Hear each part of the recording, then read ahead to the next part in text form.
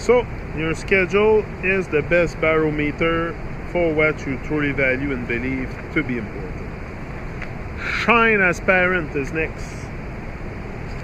Shine as parents. Put your family along with your health at the top of your priority list. Family matters. What's the point of getting to your dreams but being alone? No point.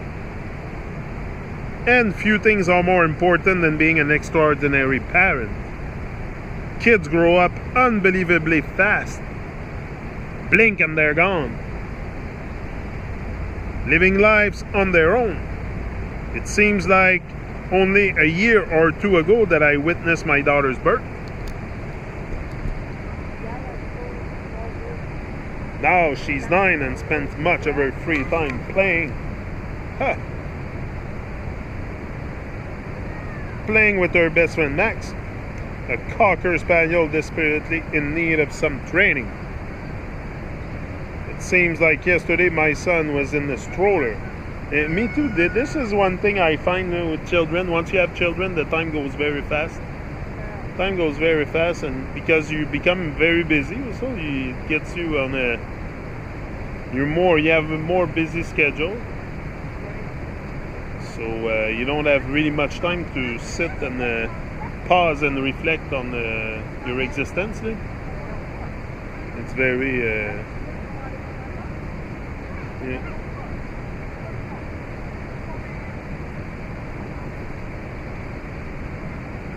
So I guess all I can do is stay devoted to them.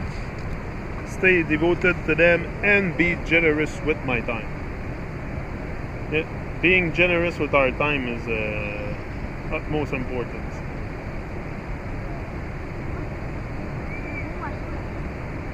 Here are some ideas for you to shine in the incredibly important role of parents, but also what can also prevent us from really having a quality time with our family is the work.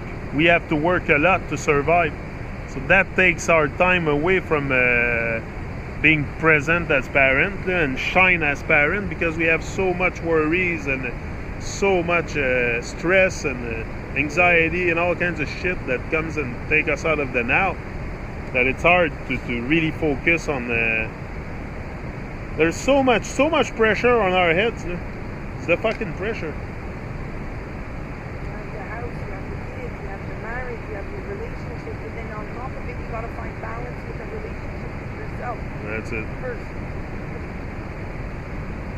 Not always easy. Lead by example.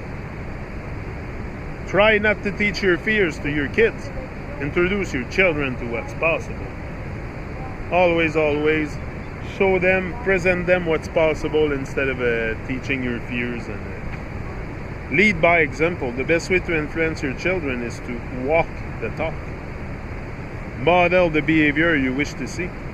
Don't preach the beauty of books and learning and then head into your family room to watch 3 hours of TV. Those little eyes watch everything you do.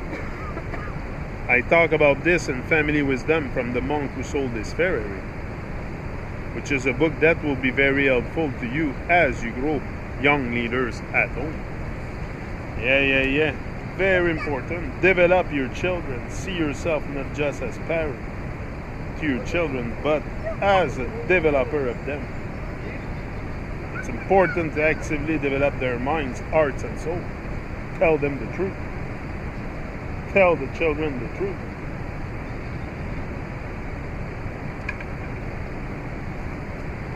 See her, I feel her super low vibe.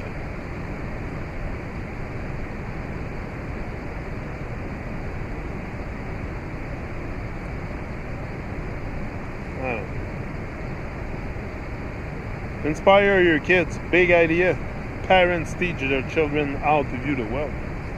Parents show kids the way the world works. And if you see the world as a place of limitation, so will those little people you are raising. Try not to teach your fears to your kids. Introduce your children to what's possible.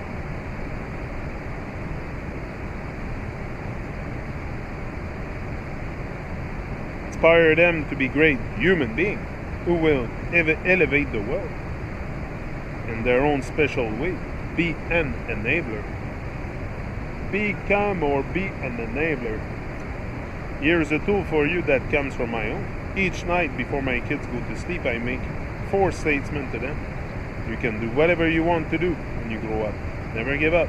Whatever you do, do it well. And remember how much your dad loves you. Been doing that every night for 4 years. They often say, Dad, we know all this stuff now. We know we should never give up and how much you love us.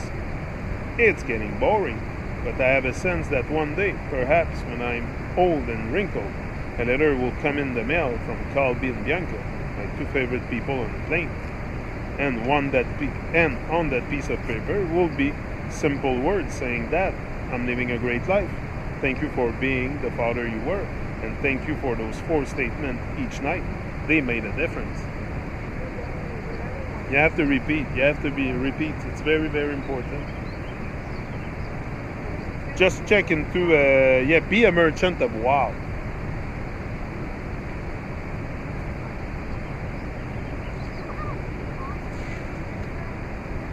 In this experience economy we now live in, the customers must be taken on a journey from start to finish to make them go, wow.